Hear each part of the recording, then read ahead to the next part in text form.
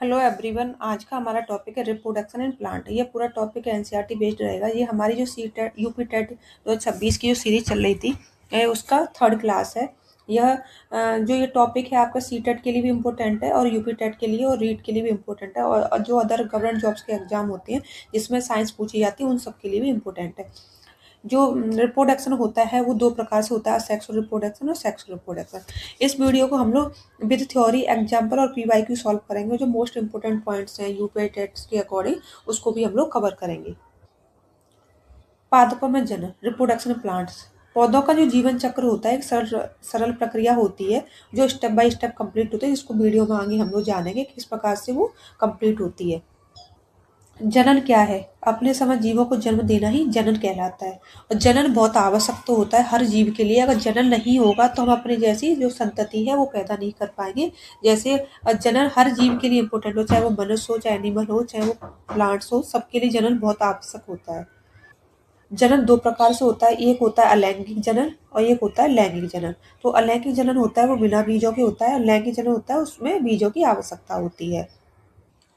कायक प्रबंधन, ये एक अलैंगिक जनन का ही प्रकार होता है। अलैंगिक जनन का प्रकार है। तो अलैंगिक जनन चार प्रकार से होता है जो अभी हम आगे जाने। फर्स्ट जो प्रकार होता है वो होता है कायक प्रबंधन। कायक प्रबंधन को हम लोग वेजिटेटिव रिप्रोडक्शन भी कहते हैं। इसमें क्या होता है, जो प्लांट्स होता है उसमें क्या होता है, कायक अंग होते हैं। कायक अंग कौन कौन से? तो तना होता है, मूल होती है और पत्तियां होती हैं। तो ये कायक अंग होते हैं। तो ये कायक अंग के द्वारा ही इनमें जनन होता है। तो क्या होता है, जैसे आपको ये डायग्राम दिख रहा हो, इसमें क्या है, ये गुलाब का पौधा है। गुलाब के पौधे में क्या होता है, जो तना होता है, स्टेम होता है, उसमें बीच बीच में कुछ पर्व संधियां पाई जाती हैं। वो जब गुलाब के पौधे की जो स्टेम होती है आप उसको काट के जमीन में दबा दोगे तो इनकी जो पर्व संधि होती है वहीं से क्या होता है, नए पौधे का निर्माण हो जाता है। तो इस प्रकार से इसमें ये रिप्रोडक्शन होता है। और ये क्या है, ये एक आलू है, आलू का चित्र है। इसमें क्या होता है, आलू क्या होता है, रूट है। तो आलू में क्या आंख जैसी स्ट्रक्चर पाई जाती है। जब आलू के हम अलग अलग भाग करते हैं तो हर भाग के अंदर एक आंख होनी चाहिए। जब आप इस आंख वाले भाग को जब मिट्टी में दबा दोगे तो क्या होगा, तो इस आंख वाले स्थान से ही नए पौधे का निर्माण हो जाएगा। और थर्ड हमारा जो पॉइंट है वो है पत्ती। पत्ती क्या होती है कि जैसे पत्ती है, इसके साइड में आपको छोटी छोटी स्ट्रक्चर दिख रही है, कलिकाएं दिख रही होंगी। जब ये कलिकाएं क्या होती है, सूटेबल वातावरण मिलने पर ये झड़ के मिट्टी में मिल जाती है। फिर क्या होता है, सूटेबल कंडीशन होने के कारण ये हर कलिका से क्या होता है, एक नए प्लांट्स का निर्माण हो जाता है।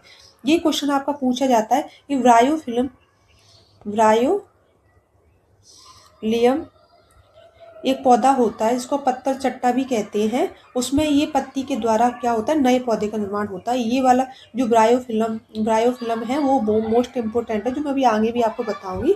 इससे ब्रायो